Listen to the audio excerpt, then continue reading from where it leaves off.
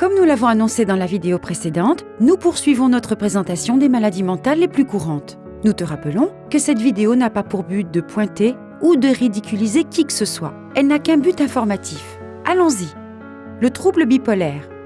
On estime que 2,8% de la population américaine qui a cherché un traitement de santé mentale a été diagnostiquée avec une forme de trouble bipolaire en 2018. Ce chiffre peut être inférieur à la réalité, car de nombreuses personnes souffrant d'un trouble de la santé mentale, quel qu'il soit, ne cherchent pas à se faire soigner. Le trouble bipolaire implique bien plus que de simples sautes d'humeur de temps en temps.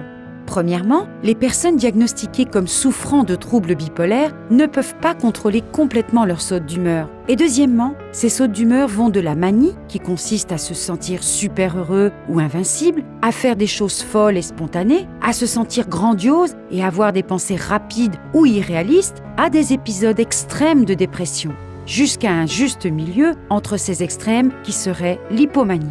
Vivre avec un trouble bipolaire n'est pas facile, mais les personnes atteintes peuvent trouver une variété de médicaments et de traitements thérapeutiques traditionnels pour les aider à trouver un meilleur équilibre et une meilleure qualité de vie. Les troubles de l'alimentation. Savais-tu qu'il y a presque autant de personnes vivant avec des troubles de l'alimentation qu'avec des troubles bipolaires ? Eh bien oui, environ 2,7% des personnes qui ont consulté des services de santé mentale en 2018 ont reçu un diagnostic de trouble alimentaire. La question la plus courante que les gens posent sur les troubles de l'alimentation est la suivante. Quelle est la différence entre être insatisfait de son corps et avoir un trouble de l'alimentation ? Eh bien, outre cette obsession de l'apparence physique, les troubles de l'alimentation se définissent par cette dysmorphie, ou préoccupation de l'apparence physique, et aussi par un cycle de compulsion alimentaire et de purge. Ce cycle découle des sentiments de détresse extrême et de dégoût de la personne pour son corps. Ce dégoût conduit la personne atteinte de ce trouble à se concentrer de manière obsessionnelle sur le poids et la forme de son corps. Les troubles alimentaires les plus connus sont l'anorexie mentale et la boulimie. Mais la plupart des gens n'ont jamais entendu parler des troubles alimentaires non spécifiés, EDNOS, ou du trouble de l'alimentation évitante restrictive, ARFID. Tout le monde a besoin de nourriture. Alors comment quelqu'un qui a une relation aussi terrible avec la nourriture et l'image corporelle est-il censé s'améliorer ? Eh bien, sache que la guérison d'un trouble alimentaire est parfaitement possible. Avec une combinaison de thérapie par la parole, de traitements résidentiels et parfois aussi de médicaments pour traiter les symptômes de tout autre problème de santé mentale sous-jacent.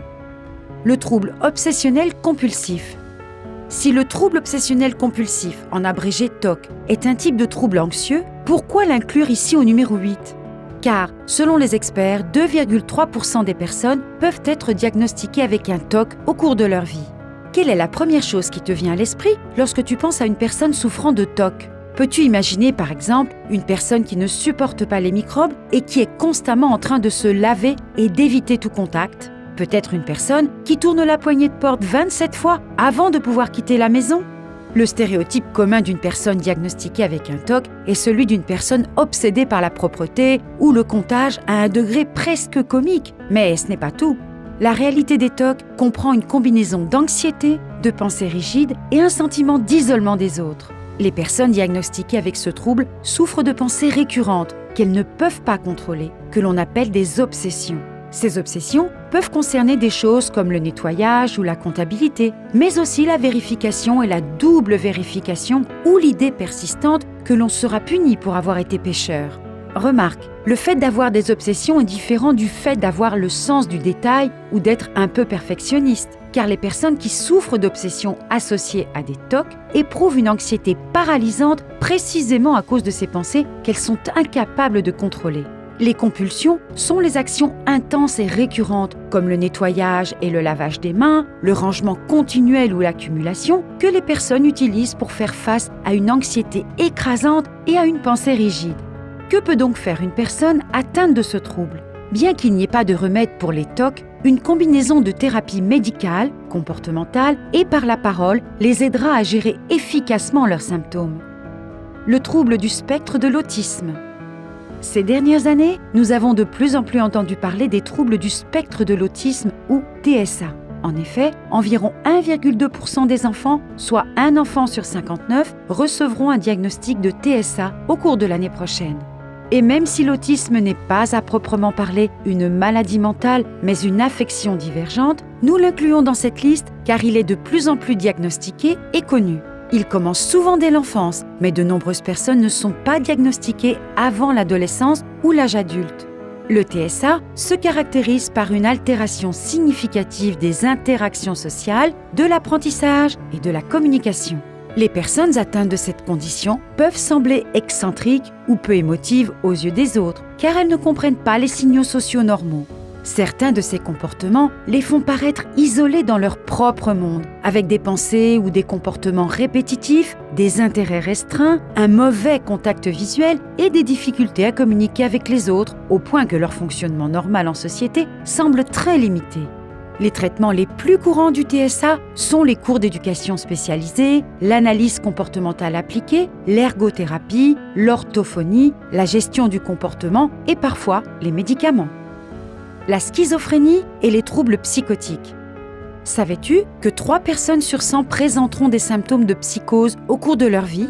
Oui, cela signifie que 1% de la population souffre d'un trouble psychotique. Les gens ont généralement leur première crise psychotique entre 16 et 30 ans, ce qui signifie qu'environ 100 000 adolescents et adultes connaissent leur première crise psychotique chaque année. Mais attention, cela ne signifie pas que toute personne qui connaît une psychose est toujours atteinte d'un trouble psychotique. Des facteurs médicaux et environnementaux ou situationnels tels que le stress extrême, certaines prescriptions et la consommation de drogue peuvent induire une psychose temporaire. En revanche, pour les personnes atteintes d'un trouble psychotique, les symptômes sont persistants et durent plus de 6 mois.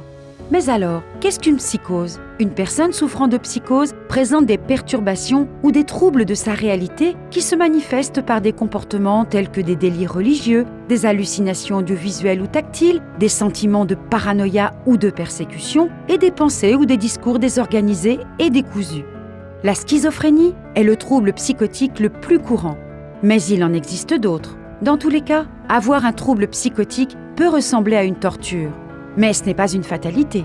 De nombreuses personnes chez qui une forme de psychose a été diagnostiquée sont traitées avec succès par une combinaison de médicaments spécialisés et de différents types de thérapies. Connais-tu ces troubles mentaux? As-tu ou un de tes proches été confronté à l'une des maladies mentales présentées dans cette vidéo? Dis-nous ce que tu en penses dans les commentaires ci-dessous. N'oublie pas que toutes les informations fournies ici le sont à des fins éducatives uniquement. Si tu as besoin de conseils ou d'un traitement en matière de santé mentale, adresse-toi à des spécialistes qui peuvent t'aider. Et comme toujours, merci de nous avoir regardés.